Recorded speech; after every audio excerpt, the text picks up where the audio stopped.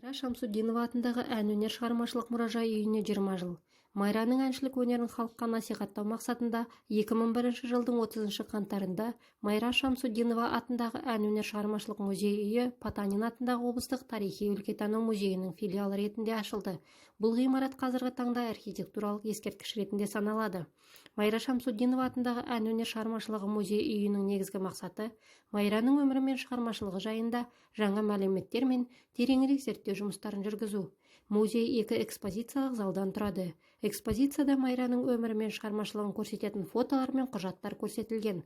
Майра Шамсутдинованың тұрмыста өзі пайдаланған заттары қойылған.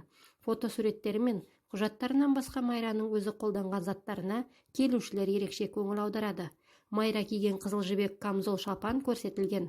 Ертеде қазақ тұрмысында келіндерге арнап тігілген екен. Үлкен келіннен кіші келінге мұра ретінде қалдыру дәстүрі бойынша Майранікі болып қала берген.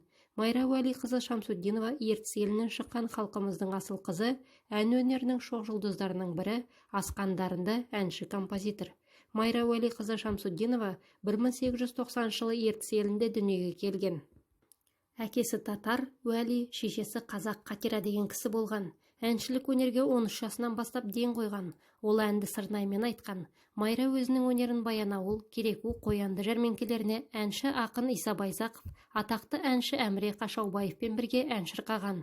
Белгілі музыкант, этнограф, фольклорист Александр Виктор Изатаевич Майраның орындаған 13 әнін жазып алған. Ол Майра, Ертіс, Қызылгүл, Толқыма, Мақпал, Бақша, Көкмайса, Қарғамау, Қаракөз, Баянауыл, Телқоңыр, Даланың әні, Құрбымжай, Алқарағай көк, Құсни құрдас, тағы басқа халық арасында кең тараған әндердің авторы.